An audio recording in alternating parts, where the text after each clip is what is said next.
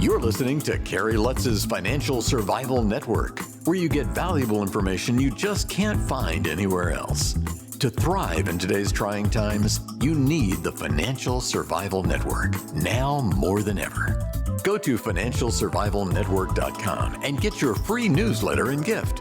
Financial Survival Network, now more than ever. Welcome. You are listening to Watching the Financial Survival Network. I'm Kerry Lutz. Well, we're getting close to tax time. It's only a few short weeks away, and thought we'd bring you somebody who can give you some really common sense advice to help minimize your taxes and minimize your interactions with the least or the most dreaded three-letter agency in existence. I'm talking about the IRS. Person you're about to hear from, he's a registered agent with the IRS. He fought them for years because of identity theft, because of other misperceptions that occurred in the practice of his own profession. And if you're worried about the IRS, if you're thinking, how am I going to get through April 15th, 2022, then you want to hear from Ben Golden. Ben, welcome to the show. Appreciate your coming on. So why don't you tell us, well, I guess the name of your website kind of sums it all up, IRSTroubleSolvers.com. Are you also an IRS trouble preventer? Actually, I am. So, Kerry, number one, thank you for having me on the show today. I really appreciate it. I'm always willing, ready, and able to talk about, mitigating circumstances when it comes to the IRS and trying to lessen someone's burden, Right. So, and we all face this burden, right? All of us do. How do you avoid it? Well, you're right. The old adage is the only two things in life that you can't stop are death and taxes. So, we help people that are already in a problem with tax resolution. So, let's say that somebody hasn't filed taxes in a couple of years. We'll help them file their taxes, and then we'll put them on the straight and narrow as to how they'll pay good old Uncle Sam back.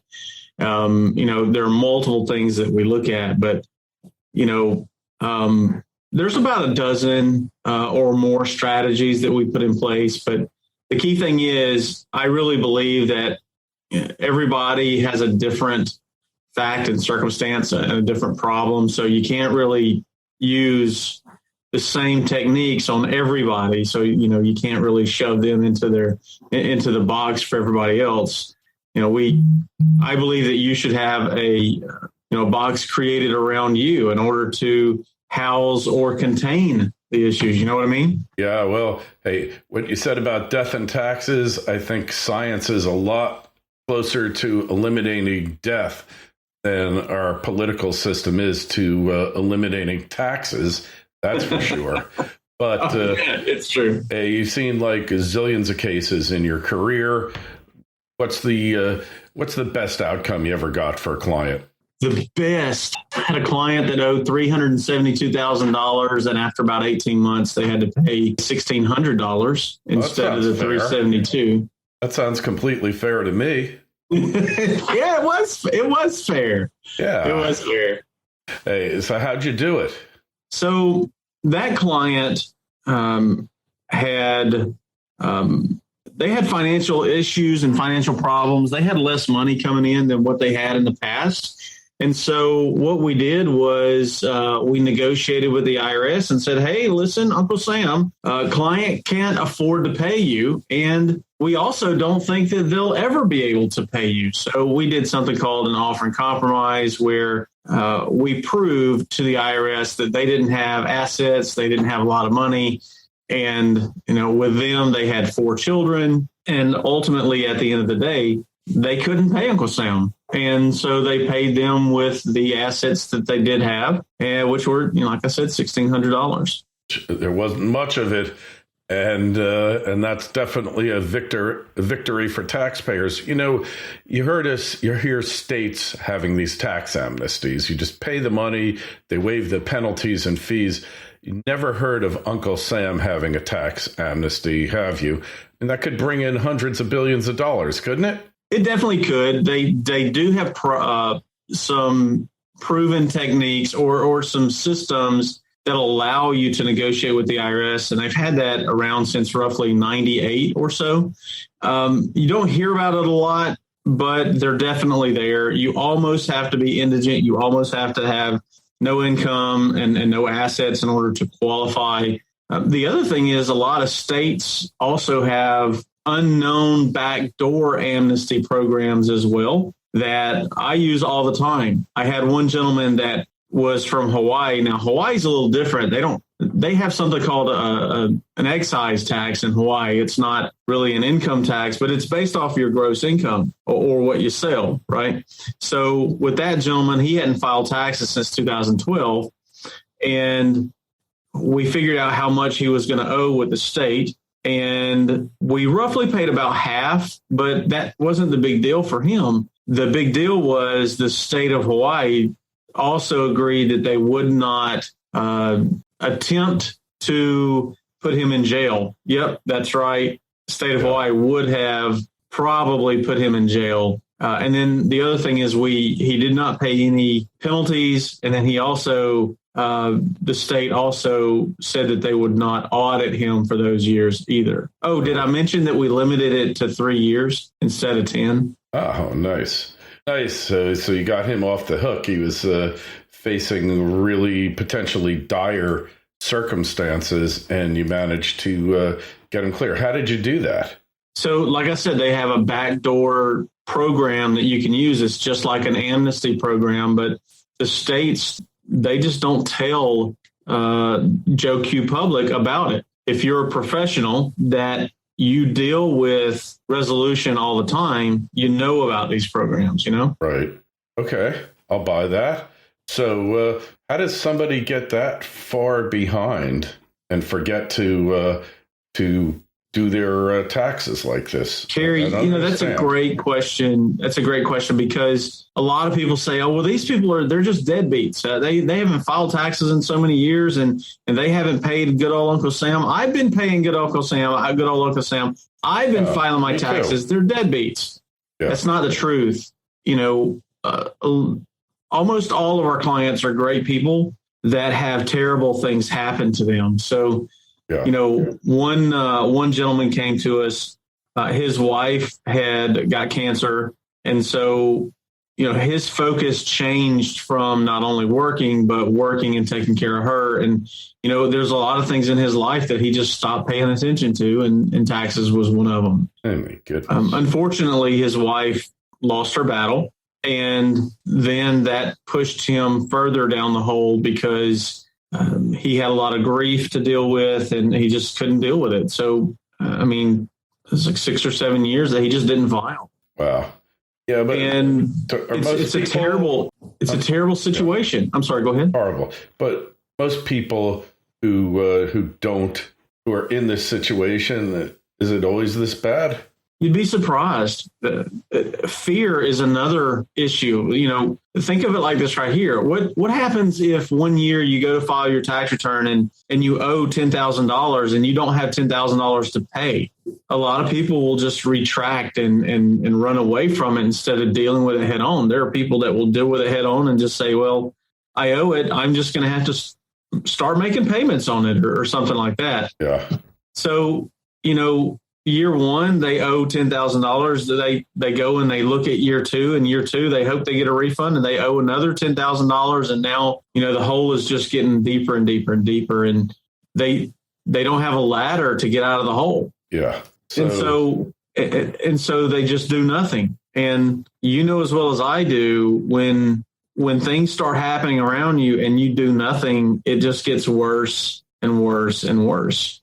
I guess it's okay if you're planning on leaving the country and never coming back, right? Kerry, here's the thing. I talked to a client. Now, this is going to be amazing because I talked to a client. He became a client and he had lived in Mexico for 15 years. And he said, I'm coming back to the States. I want to be back around my parents because they're getting older in age and I want to see them. Right. And I said, well, why haven't you seen them? They said, I owe a lot of money to the IRS and my attorney told me to leave the country. Attorney told them that? I said, what? Really? Your attorney told you to leave the country and that was a good idea? Are you kidding me? That's insane. That's nuts. So he did. And ultimately, there's a statute of limitations on everything. And the statute of limitations on the IRS trying to collect that money ran out. Hey, well, so it was a successful strategy, in other words, Ben. It was a successful strategy, but I mean, what did he give up in order to gain that? Yeah, well, cost of living is cheaper in Mexico. I mean, I've heard a lot of people moving to Mexico. What's the deal when you move out of the country? How is your income taxed?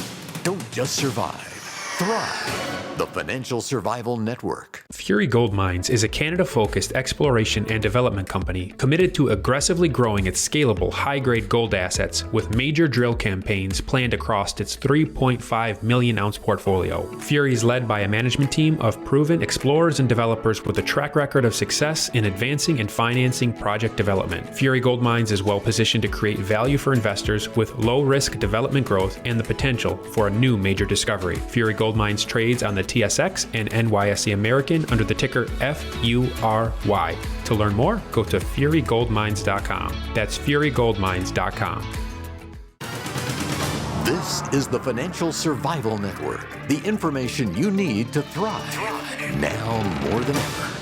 So you're still an American citizen. You're still going to be taxed on the income that you make in those other countries unless there's some type of exclusion. And there are 2 or 3 exclusions that the IRS will let you have when you file your taxes. But you still have to file your taxes. You still have to apply for the exclusion. I mean, just because you live outside the country doesn't mean that you don't have responsibility here. Right. So you got to file. You have to file. Of course. Have you ever heard that Wesley Snipes went to jail because of tax problems? Have you ever heard of that? Certainly did. Yes. They made an example. So do you know why he went to jail? I don't know the exact details of his case, Ben, but please tell us.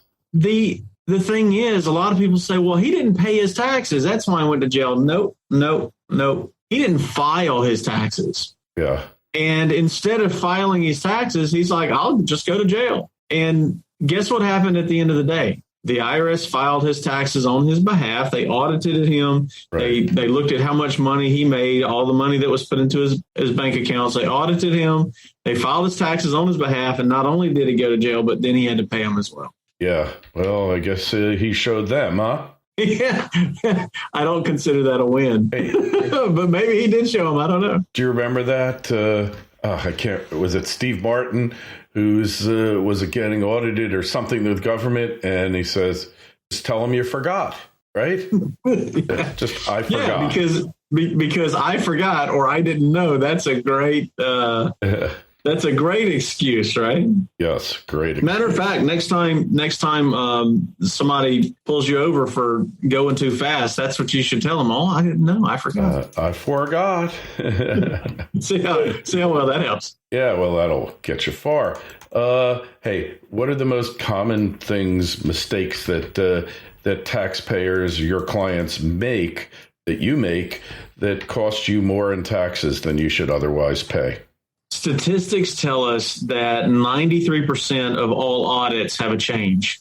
But what they don't tell you is that 67% of all audits go unanswered. And that's why there is a change. Yeah. When people see that wonderful piece of mail in their box and it says Uncle Sam, it says IRS on it, you know, it's like all the blood in their body just goes away from them. You know, they become mortified and they die a little bit on the inside. Yeah. So, open your mail, people. Respond. The worst thing that you can do is not communicate. Maybe there was a mistake. Can you believe that the IRS may make a mistake? And maybe you did forget, right? Maybe you really forgot. I didn't know. Hey, I thought we had a voluntary tax system, so it's voluntary till you get caught. That's right. It's voluntary until you just don't do it. All right. And then it's forced. So make sure you answer your mail. Make sure you communicate with the IRS. Even if you owe money, when you go to file, make sure you file your taxes, even if you can't pay. All right. So, Ben, right now, the IRS is in a crisis situation. Don't have enough people, can't answer questions, can't do anything. What are your odds of really getting audited now? So there's a couple different types of audits. If you include where the computers match income and say, oh, well, does your W-2 match your tax return? There's roughly a 7% chance of being audited. Right. If you do not include the computers, then there's about a 1% chance of being audited. Now, I read recently that they said that poorer people are actually getting, poorer Americans actually getting audited more than the wealthy. How can this be? That's exactly right. So the reason is because there's so much fraud that goes on with what they call refundable credits. A refundable credit is where someone will get money back that they did not put in because of a type of credit that they're allowed to use due to the amount of income they have or the number of dependents that they have or something of that nature. So the IRS looks at those because those people didn't even pay anything in and they're getting money back. And they want to make sure that those are accurate. Okay. So besides the guy who got back, got away with paying $1,600 on a $300,000 bill, tell us some other success stories. I had one young lady that she did really well in the sales program, in the sales of the world. She did really well. She had a tax bill of about $72,000. She had a stroke, so she could not work any longer. With her, we were able to get her off, and she paid $19 to get out of the $72,000. Wow. God, where are you when I need you here, Ben? I don't even want to tell you how much I paid over the years, and I have an accountant, and never attempt taxes on my own. I always thought I did fairly well. I'm not a member of the IRS Christmas Club. That one where you overpay your taxes and then you get a nice refund come next year. I'm not a member of that club. Well, you shouldn't be a member of that club because why would you let them hold on to your money? Back in the day, there were some things called good interest rates. You didn't want the Uncle Sam to hold on to your money. You wanted to be able to take your money and invest it yourself and try to make more money with your money. Exactly. However, with interest rates being down as low as they are, a lot of people still let Uncle Sam hold their money for a long time. And I don't get refunds. At the end of the year, pay a little bit because I know that I don't want him to keep my money all throughout the year. I actually think that's a good strategy myself. Yeah, it's better this is a case where it's better to give than it is to receive, huh? I think so. All right. But I think the interest rates they may come back, but they're still real small. Yeah. I don't think we'll see the interest rates like they were in the late 80s, honestly. That remains to be seen, but inflation is running way far ahead of where it was in the 80s. Really is. We're close to 20%. But the reason why doesn't really deal with the scope of this interview with you, but the reason is quite simple that they can't possibly raise interest rates 20% to break inflation, so they got to think of other ways. But hey, in any event, so if people want to find out more about you, Ben, get in touch with you, perhaps even have you represent them. What do you do? So go to our website, irstροublesolvers.com. Look us up, do some review us, our website. Make sure that whomever you talk to is someone that is reputable. You can give us a call as well, 1-877-4-IRS-LAW. That's 1-877-4-IRS-LAW. Okay. Well, hey, if you got a question for Ben, you can always shoot me an email, kl@kerrylutz.com. We'll get you an answer. And don't forget, go over to the website, financialsurvivalnetwork.com. Get a free newsletter. Got all sorts of tips, hacks, if you will, that will enable you to get ahead of the government, of your competitors, of whomever might be after you. And Ben, it's been a pleasure, and I'm sure we'll talk again soon. Thank you for having me. Thanks for listening to Kerry Lutz's Financial Survival Network, your solution to today's trying times. For the latest, go to financialsurvivalnetwork.com. Financial Survival Network, now more than ever.